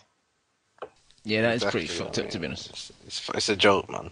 And there should be something. Bizier lost twice to Dan. I know fucking you can't do it because it will set a precedent or whatever, but Brooks should just go, nah, fuck that. I'm not fighting him. I just spanked the guy that beat him twice. Why do I have to beat this guy? It's just a fucking joke, mate. They'll strip him, though. What would you... that's all Brooks got. The title is all Brooks has. Really, truly. That's it. No. It's a fucking... He's in an absolute shit fight of a situation, though, isn't he? Like, it's when he beat Porter, Hearn was like, oh, we're going to call out the big guys. They're going to come to us. Brooke, Chavez, Bradley, Thurman. We're going to have them all. Khan. And then he's fought Jojo Dan and Frankie Gavin. What the fuck? That was enough to win him British Fighter of the Year. I know, mate. Oh, fucking hell. If I'm Brooke, I think, why the fuck am I still with this dickhead? I'm going over to Al Haymon, getting myself out in the States and getting some big fights. I don't know. I don't think Brooke cares, to be honest. Mate. He would have done that already if he did really care. He doesn't care. I think Brooke's happy with fighting in Sheffield and fighting these... He doesn't even sell Sheffield out. This is a fucking stupid thing. He doesn't even sell his own backyard out. Yeah. I don't know, man. Anyways, we drifted anyways. Hopefully Spence can come for that title. Yeah, like that's the same. I don't know who to pick in that fight. It's great. You lot know that I like Brooke and that, but his reign has been a joke. And were you about to say his reign of terror? It's a joke, and it needs to stop, honestly. And I wouldn't mind Spence being the one to end it. Yeah, but like, oh man, I just want to see Brooke Khan so fucking bad. Yep. So bad. The machete nearly ended his reign of terror. The machete was the reign of terror. All right. Anyone else regarding Spence? Ari, did you manage to catch it anywhere? It's pretty hard to find, you know. I had to. Yeah, I just tried looking for it now as well. I couldn't find it. Yeah, I've been struggling all weekend to find fights. Yeah, I've been trying to find a HBO feed for the Klitschko fight. I wanted to not rewatch it, but listen to a bit of what You should have hit me up, man. I had a link for that. I found one eventually, and I wanted to find the girl fight in Showtime as well. I want to hear what they said as well, but I couldn't find that anywhere. I only found French links and Jim Watt. You know, can I just quickly? Sorry, just to retract. Can I shit on Jim Watt's scorecard? Because I don't understand how he saw us draw, and he's just little things he always does. Where it's like it's the first time he's ever watched a girl. Every time he watches him fight, because of how his awkward style. I could tell Watt doesn't rate his style. You know, I think Watt's more orthodox, kind of straight down the line, kind of boxer himself in his day, and he doesn't rate it. But I know, sorry to backtrack, but no, I haven't seen the Spence fight, and it's good to hear that it was for the IBF. But I think he still has to fight another fight and eliminate him, probably. But they should just make Spence fight Bizier. That's a good idea. Bizier is a joke. How the guy loses twice to Dan, and now we're going to see this guy. We all know what's going to happen. It's an easy win for Brooke. The thing is, the hard part will be Brooke making weight, because he can't be fucked for the fight. Do you know what I mean? Yeah, he can't get up for it. But didn't I hear Spence struggle to make weight for this fight as well? I don't know about Spence. I know Charlo struggled to make weight. Didn't Spence have to re-weigh in? Nah, I know Charlo did. I'm not sure about Spence. Oh, I'm sure I heard Spence did. Yeah, I didn't even know this card was going on this weekend. What were the results? Spence won, I imagine. Yeah, Spence knocked out Barrera. He was trained by Nacho Beristain. He stopped him. Which Charlo was it? Was it the one that punches hard or the one that's quite good? Yeah, the champ that beat Bundridge. Alright, well, it was a good one. Yeah, it was his first defence. Barrera was okay, man. He started to take him apart though with the body punching. The only other fight I saw on the card, apart from the Charlo fight, was Erickson Lubin, who got a wicked KO in the second round against a guy called Alexis Camacho, man. He hit a left. He's southpaw, so he did a left. It slipped a punch, and then threw in a short right hook, just as Camacho was throwing a long left hook, and he just hit him sweet on the spot. He didn't knock him out cold, but Camacho was visibly hurt, and he kind of quit as well, because he could have got up, but I just think he thought, fuck this shit. I heard Lubin's actually very good. He is, man. I've seen him a few times. He had a wicked amateur background. Like, he won the Golden Gloves and stuff many times. Yeah. Maybe Kev would know more about that. Yeah, who did Spence lose to in the Olympics, then? It was who'd he beat? He didn't beat anybody. Oh, did he lose first round? Yeah. To who? I think the guy he lost in the round after as well. I can't remember. Did he just have a shit the bed or something? No, I think apparently he deserved to win. I can't remember if I saw it myself, but it was a controversial loss. So they had a shocking Olympics, didn't they, in the US? Yeah. But yeah, I've heard the same thing about Lubin. A lot of people, I rate their opinions, tell me Lubin's actually one of the best, if not the best, young prospect right now, actually. It's just that he doesn't get the plaudits that Spence gets. That's true. And I've seen that Imam sparring fight where Lubin beat the shit out of him. Well, not beat the shit out of him, but he was landing some nice combos in Imam in the sparring session. Yeah, but there's a big weight difference, because what is Imam 140 and Lubin's 154, so... Yeah, but that was a couple of years ago. Lubin was a child back then. Like, Lubin's young, and Lubin's Lukey's boy. Lukey's been telling me about Lubin for like 3-4 years now. He's supposedly like major amateur at like just dominating people on the West Coast, and one of those guys that was only 16, was like sparring pros and stuff like that. Did you manage to see this card, Kev? No, I did not. Casual. Anyone see the Charlo fight? Which is why I didn't watch it. You just mentioned Charlo and whoever the fuck else you just mentioned. That's why I didn't watch it. Yeah, I'll give my quick 2 cents. He was fighting Wilkie Comfort. Comfort looked like it was 2 weight divisions smaller. I don't know how they the same fucking weight, to be honest. It must be bone density, and maybe Comfort's got like a big bum or something. But straight off the bat, man, like Charlo you could tell his punches were visibly doing more damage. He's quite heavy-handed, Charlo, man. His jab was... I really like Charlo's jab, man. I think he uses it well. He even dropped Comfort with a jab. It wasn't a straight jab as like BJ Flores and Sugar Ray were mentioning. It was more like he stunned him with the jab and kind of pushed him down. Not pushed him down, but he put him down with a right hand, but it wasn't like a flush right hand. It was a kind of like grazing right hand, but that's the punch that put him down. But he got knocked down a few times after that, and there was a moment where Charlo jabbed, and then he did a weird jab and then uppercut with the left hand, with the same hand, and he grazed Comfort above, or just like at the corner of his right eye, caused a cut. Comfort was visibly like distraught about that, and then he kind of like covered up and then took a knee. He got up and he was like complaining to the ref that he couldn't see, and the ref just called off in the 4th round. It's hard to say that. It was, 2 different fucking skill levels. Like Comfort shouldn't really be in there with Charlo, but he only fought in September, I think, against Bundridge. He put his first defense out, so I don't really mind it. I just don't want him to carry on fighting these type of guys. I think if you're a champ, you need to start defending against decent opposition. Haymon's got good guys at 154. You got Trout there. You got quite a few other guys. So let's hope 2016 brings some more competitive fights for Charlo. Yo, Cam, which Charlo do you think is better? I think Jamal is the one that fought on Saturday. I actually think the other one's better. I don't know. I think this one's hiding glass. The twins, though, they both might be hiding glass. No, the other one's actually fought better. The other one's the one who beat Rosado, right? Yeah. This one, the one who beat Rosado. No, the other one. This one's actually fought I think the one who beat Rosado was the better fighter, just not the bigger puncher. Yeah, this one's a bigger puncher, but he's fought no one. Like, he's only fought Called Bundridge. me out on how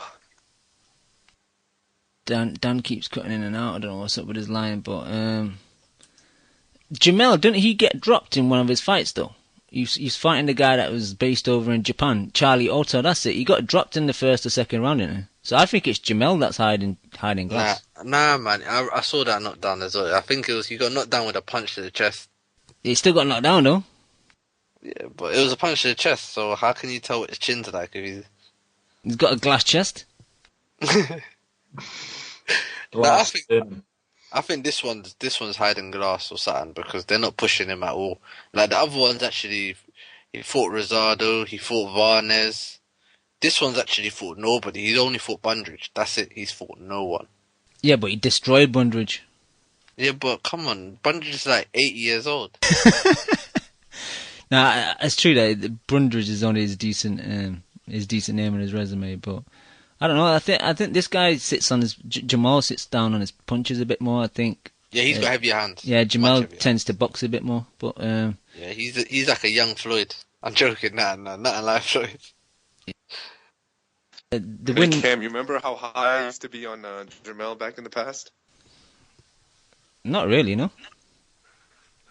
No, I used to be so high on him when leading up to that Rosado fight and shortly afterwards, because he did just outbox the shit out of Rosado too. So we might have just thought you were trolling because Rosado was involved.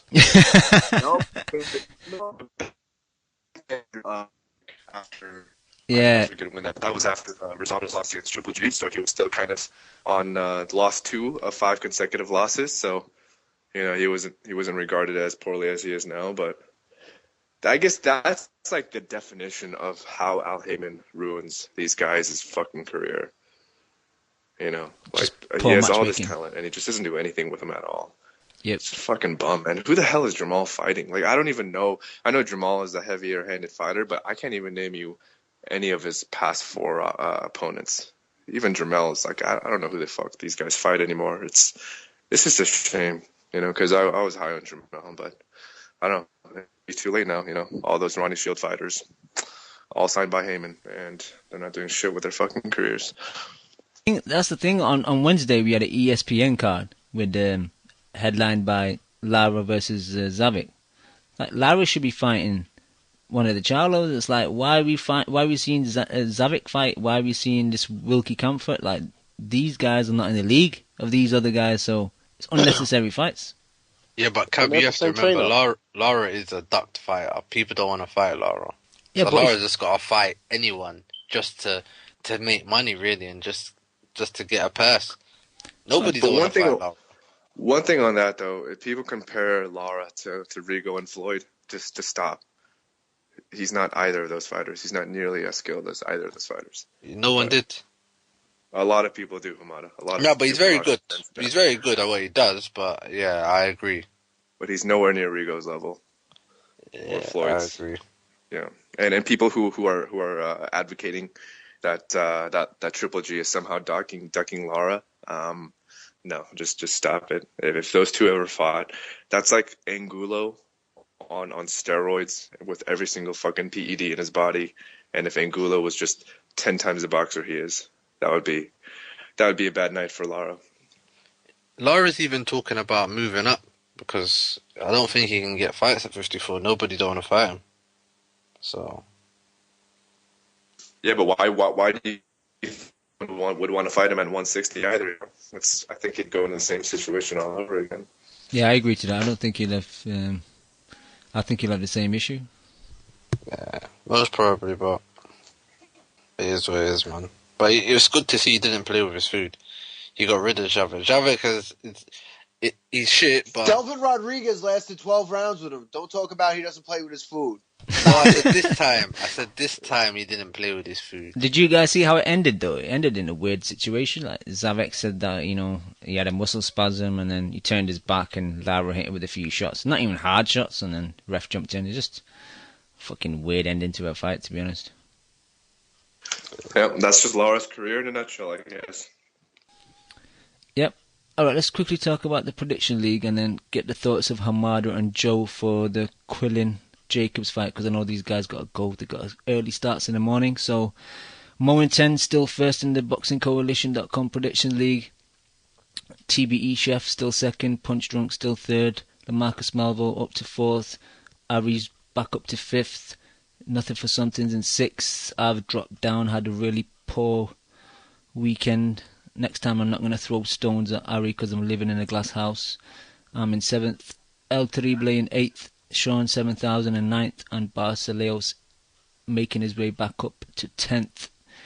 Give the people in the chat a shout. You got Tony Yayo, Tico, Casual Fan, PM versus Joey D14, BRD Hay, Danny Yankee, Court Music, Barceleos, Bill Bones 101, Loma Usyk Klitschko, Boxing Analyst 1, Beast Mode, J Swede the A-Side, Wasif 1, Johnny B86, Mongo Sled, Nothing for Something, Z334, Nunez 83, Kevlar, Super Merc, Zane's World, James Meyer, Pitcher 12, Stocky, Chris DLFC, London Box, Jason 268, Steel Love, Marky Mark TMT, The Compa, Blacksky Mash Joe, Luke in LA, Foot, Lucan, Nesmatic, and 17 guests. Thank you guys for supporting the chat. Right, Hamada and Joe, I'll start with you guys because I know you guys got to go. Jacobs Quillin, another fight I'm looking forward to. I hope it's not a stinker. How do you guys see the fight playing out? Who you picking? I'll start with you, Hamada.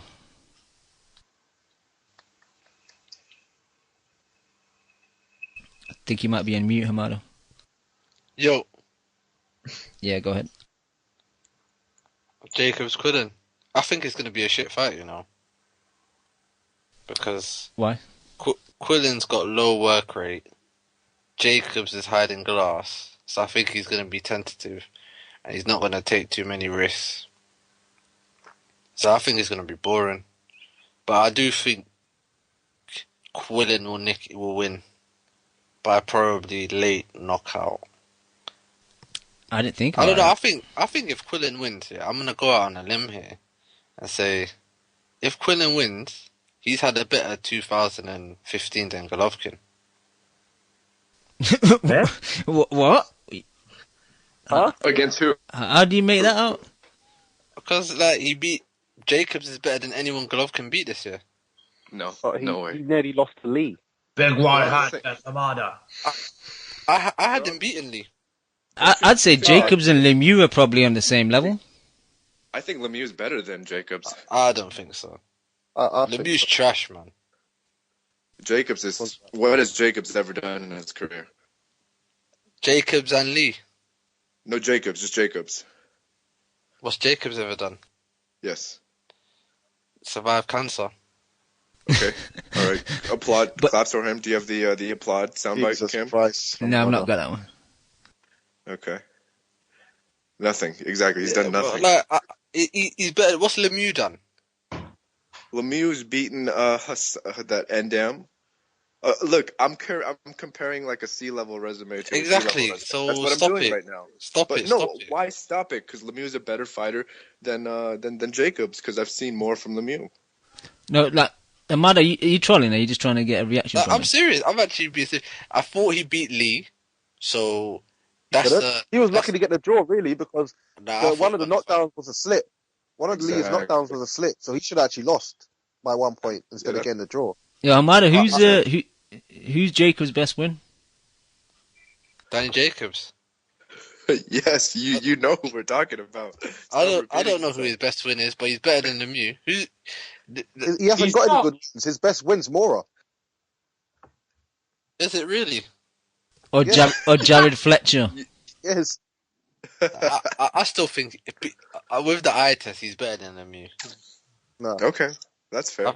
I think he's better than Lemieux. I think Quillin beat Andy Lee, and okay, he did have a interim fight against the Playboy, but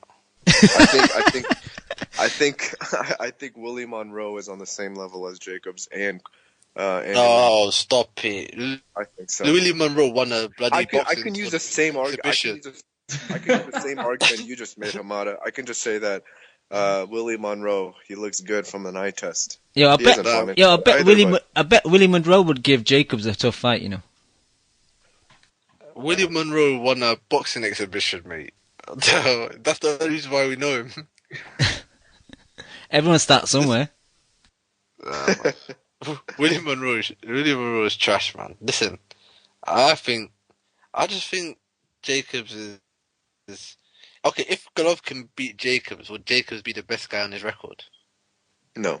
No. Okay, who's better? Would you rate Martin Murray over Jacobs? Mm, Come on, Amadi. Shit. What's wrong with you today, what's man? Martin? Wait. You know what? Go on, Martin Murray. Finish your sentence. Go on. What's Martin Murray done? Martin Murray. Come on, man. Martin Murray is the lovable loser. Martinez. The lovable loser, Martin Murray. He loses. That's what he does for a living. He's a good You fighter. know, I'm a Danny Jacobs guy.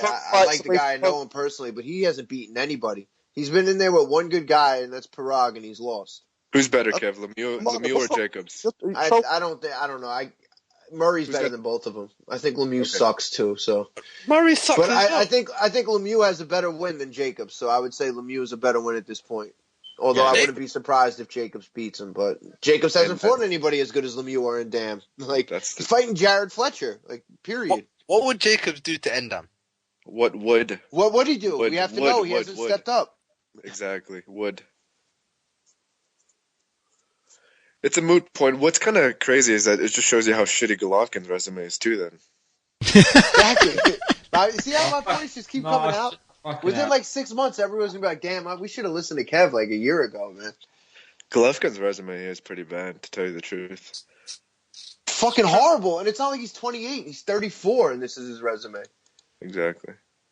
Again, obviously, it's not his fault. I'm not saying that. Some of it is, though. I mean, eventually you got to do something. Create something.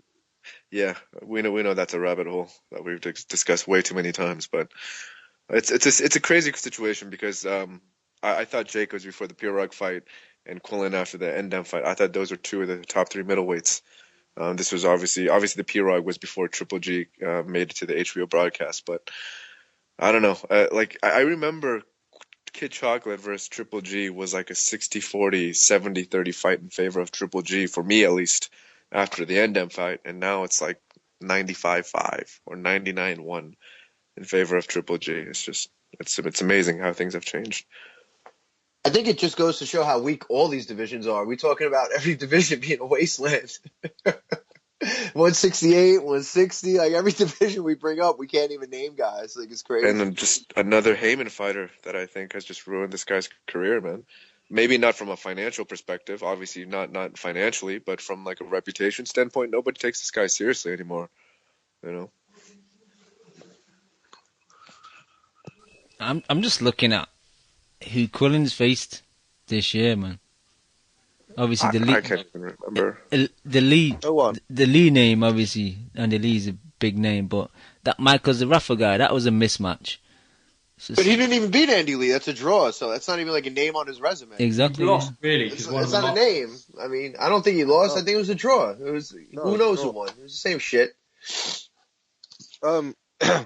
Joe. Yeah. Who do you think's going to win? I think Cam forgot. I got Quillin by probably unanimous decision. I just think he's a bit more skilled. Jacobs is too fucking raw, man. He's just a bit like a brawler. He just swings away. I don't think he's got much finesse. Wait, are you sure you got the fighters right? No, I just think Quillin's a better fighter, and I just think he'll win I can see Hamada's point saying the fight will be shit. Yeah, I thought about that. First I'm thinking it might be exciting, but... Yeah, I think it's going to go one or two ways. It'll either be fucking quite good, because, they've both got genuine power, but, it could be like Quillin Lee, which was a bit shit, really. Both tentative. Yeah. Cam, didn't want to fight. Cam, if you ever get excited for a fighter, just don't. Just know it's going to be a shit fight. Right? You said that from the very beginning of the show, right? You gave us 3 examples, and you were shat on all 3 instances, so just don't be excited for this Just fight. shut up, basically. Yeah, fair enough. Yo, Kev, are you going to this fight? Yeah, I probably will. Jacob's my boy. I gotta go see him. The Battle of Brooklyn, man. You have to go. I've seen him spar bigger guys, and he doesn't do as well against bigger guys, so... I think everything tells you it should be a good fight. On paper, it's a good fight. Both guys from Brooklyn, got good KO records. None of them, they're not past their prime. Should be a fucking very good fight. Are they fighting for like a shitty belt that like Paulie and Zabic fighting for? The Barclays title. That belt was horrible. I think Paulie versus what's his name? Zab. Judah. Didn't they fight for a Brooklyn belt? Yeah, it was some Yeah, horrible. they were fighting for belt. the son of Amir Khan belt. Yeah, but Hey Kev, if Jacobs loses his fight, ask him for your PS4 back. Yo, it's Tell him to crazy return too. My that boy Jovan was like, "Yo, tell the motherfucker he owes me money. He told me he was gonna win. He's like, that dude lied to me in that Parag fight. My boy bet like $700 on him. Yo, every time I post something on Twitter or Facebook, he's like, "Yo, tell the motherfucker he lied to me. He owes me money, man." Was Jacobs the favorite for that fight? Yo, if he wasn't the favorite, it was like close. It was something like that. So I remember we saw him outside of the Capital or whatever the place is called in Manhattan. And he was talking a big game. And my boy was like, "Oh, I like that. And he just dropped mad bucks. We had no idea who Parag was, and your boy just ate canvas early. Yo, I see Chris Argyri's fighting on the weekend. Yeah, he's fighting. Chris Argyri, Champion Lifestyle's back in the building. There's some beef from the light heavyweight division as well, isn't it? That Marcus something? Marcus Brown's fighting as well, I think. Yeah, he's a fucking beast, apparently. That's Kev's boy. He's a beast. Yeah, but he's. What are you talking about, man? Where are you getting your intel, Joe? That's a box rec comment, by the way. No, but Brown's gone a bit backwards because he just fought. Was it the South? He beat Campillo in one round last fight, didn't he? Yeah, he did, and then now he's fighting a guy with 9 losses. It's like, well, you went from a guy from 7 losses to 9 losses. That's a bit weird. The Campillo thing was, I don't know. I see Marcus. Like I said, Marcus, I've probably seen spar more than anybody. I don't know. He's good. I mean, he's good. He's a good boxer. I've seen him have mental breakdowns in the ring before, but he's a real good guy. So. He might be like Jacobs in that sense. You know, they're both skilled guys. Well, they're both the same. Both like from the same place. They both, very friendly. They're both, similar people. Actually, I root for both of them, so I hope they do well. But I think I could see Brown having problems mentally and like under the pressure when he steps up at the top level. Yeah, just most definitely. Quickly, before me and Hamada go, I just want to say shout out to Box Nation for the fucking offer that they were giving. I think it was £12, and you got what was it? You got a fight last weekend that was quite good. Canelo Cotto. Yeah, you got Canelo Cotto, this fight this weekend, and all the undercards and all that, and Lee Saunders as well. So I thought fair play to them. That's a fucking good offer. So was it just £12 with no booking fee or no fee? Yeah, it was £12 and then it's a flat fee then. That's pretty good. The booking fee was £8, but they waived it. So it's just £12 for those 3 fights, which is pretty fucking good. Yeah, I got it, man. Hamada, where are you guys going for dinner? Huh? Where are you guys going for dinner, you and Joe? Have you had a Nando's? Yeah, cheeky Nando's, isn't it? Let's go for cheeky Nando's. Yeah, Do you have Nando's in America? Nah, we just got, is Nando's fried chicken or grilled chicken? Grilled. No, we don't really have that. We have a thing called El Pollo Loco, but it's not that good. Oh, is it? Yo, did anyone catch the All Access? Nah, I want to watch it though. I watched it today, but it was nothing that we've not really heard before, to be honest. There was nothing new that we learnt. I bet there was can a lot imagine of just references Jacobs' to cancer Brooklyn. story. Exactly. It's concentrated on that. And Quillin, his kid and how he grew up tough. Homeless. Yeah, exactly. Basically, you just described the whole 28 minutes in a nutshell, basically. Oh, man, it is so predictable, isn't it? Yep. And that's what they're going to do on Saturday with the whole build-up. Yeah, it's true, man. Thanks, Amada and Joe. If you guys got to go, I'll let you go, but thanks for jumping on. Yo, Hamada, what time are we meeting? 12? You're on your own, mate. Nando's is closed by 12, man. What are you talking about? Oh, shit. Alright, see you, boys. It's a good show. Nice one, thanks, boys. Ari, your thoughts on Quillin Jacobs? I've never really thought of it until 10 minutes ago, and I actually, I'm going with Quillin. I'm surprised everyone else is going with Quillin. I thought I was being smart, but I guess it was common knowledge. Or, common smart knowledge, yeah, because Jacobs, who's he really beat, and Mora, Mora nearly knocked him out, and Mora hasn't got power, and I remember when Jacobs got up, his legs were shaking. Yeah. And I can believe in Quillin's power. I think Quillin might get him out of there. And the thing is, Quillin's got power in both hands as well, so there's going to be a point at least once where he's going to catch him clean. And I think if he catches him clean and jumps on him, then I think it'll be over. And I think there'll be a size difference as well. You know, Quillin's very big for middleweight. He couldn't even make the fight weight last time. Do you think he'll have issues this week? Yeah, he most certainly will. So yeah, he's going to have the size advantage as well. Longer reach, I'm sure. Jacob's quite short, isn't he? Longer reach, most probably, yeah. Unfortunately, I go with Quillin. I don't like Quillin, but I'm going to pick him. Yeah, I'm picking Quillin. I just hope it doesn't end up what Hamada was saying and quite tentative, and Jacob just kind of boxing from the outside, maybe not engaging, like kind of battle of the jabs. I hope it doesn't turn into that one. I'm not praising this fight in case I jinx it.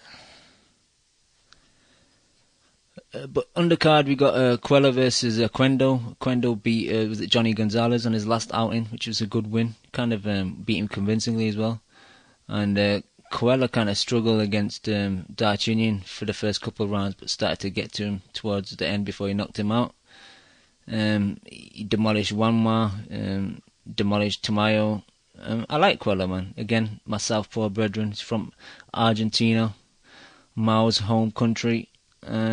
I think that should be a good scrap. And as I think Hamada was mentioning earlier, I think it was Joe, that, you know, Mr. Algeri, man, Mr. Avocado's back. He's facing Eric, what's his name?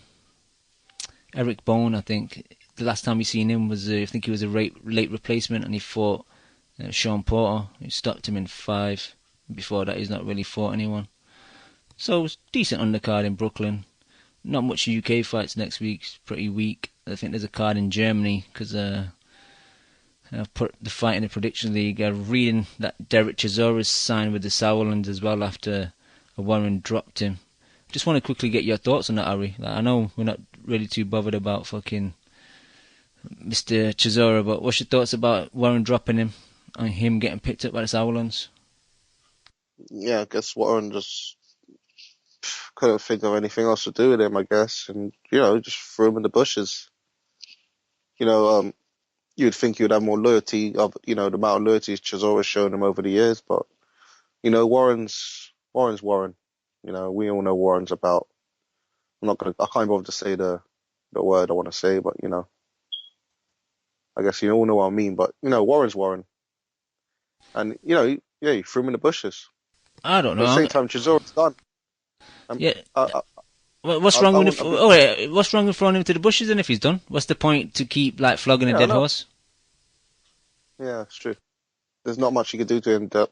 His last performance was terrible. It's exactly that's exactly what I'm thinking. And, you know, after the fight, Warren went on record in interviews and said that he was really disappointed with Chisora. Don't get me wrong, Chisora was really disappointed with his performance afterwards in the interview with Coogan and stuff, but that guy that he fought in his last fight, he should have knocked him out, man. Like Dillian White knocked him out in 2, Carlos Takam knocked him out in 4, Eddie Chambers, he didn't knock him out, but he beat him in 8, Joseph Parker knocked him out in 7th. It's like, yo, if you can't beat this guy, and he looked really poor as well that day, Chisora, so Sauerland's picking him up. I don't know, man. Sauerland's seeming like they're just picking anyone up these days, just to boost up their stable a bit. I don't know, that's just my thoughts. Ari, anything else you saw in the news that you want to talk about? Should we get out of here?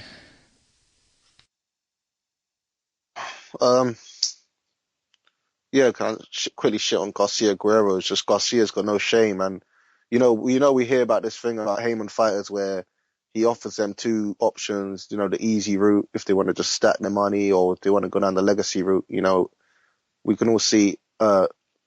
You know, some fighters with Haymon, they actually look like they're trying to get the big fights, but if we didn't know already, you know, Garcia doesn't give a shit, it seems. He's just all about collecting that money and trying to build that DSG brand and make some more barbershops. He's going to have a chain in Philly of barbershops. Yeah, that's what he's about, because it's a joke that this Guerrero fight's happening, and it's even more of a joke that I hear there's some people who's actually co-signing the fight and acting like it's actually a worthy fight.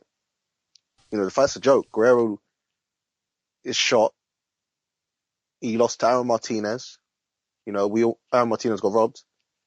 He lost to him. He got knocked out in that fight, really, and got woke back up. This is a joke. And you know, who wants to see that shit, really? I agree. But yeah, I can't really think of anything else. Quickly check boxing scene. Straight after the fight, Hearns chatting shit already about Joshua for Fury and all stuff. You know, get past White, but I don't think I don't think Joshua's ready yet. I think Fury might be too awkward at the moment. You know, of course he's got a puncher's chance, as Wilder does, to be fair. But other than that, I don't think he's ready for someone like Fury. If people don't already know Fury, you know, Fury is legit. Obviously, he clowns around a bit, but that's just his personality. He's actually a skilled guy. And, you know, I guess everyone now knows that. But, that's it, man. I can't think of anything else. No worries. Thanks for that. Kev, are you back or are you still away? I'm not 100% sure. I know you stepped away for a second. I think Kev might still be away. Alright, we'll call it a day. I want to thank everyone that jumped on the show today. I want to thank all the people in the chat. And I want to thank all the people that download the show week in, week out.